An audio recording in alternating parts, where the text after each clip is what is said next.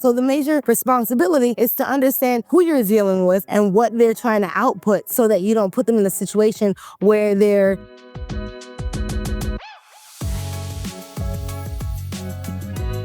The major thing when you're dealing with a small company or a large company, what are they selling, who are they selling to, and what's the price point, right? With a small farm, for one, their margins are so thin that you really have to land on what's the cultivar that's gonna work for them. So the small farm might only be growing 5 or 6 cultivars that they know, no matter what, are going to produce, they're gonna yield.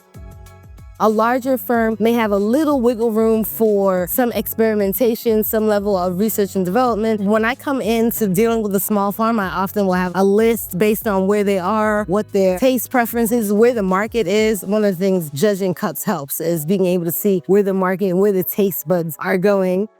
A larger company, they might have more room for different SKUs. So whereas you might make bubble hash, you might make rosin, but you might make specialty types of rosin, you might bring in a piatella at this time, then you have to decide, are you growing indoors, are you growing outdoors? When you have smaller facilities, smaller farms, but they're growing outdoors, their yield is going to be very different from that same type of facility growing indoors. You're gonna get much more resin out of that. So these are all the different variables. So the major responsibility is to understand who you're dealing with and what they're trying to output so that you don't put them in a situation where they're trying something a little too aspirational, but they don't have the safety net to be able to do that.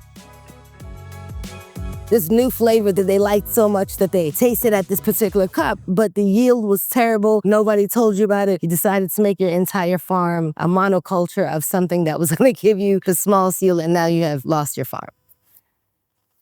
It's so sad.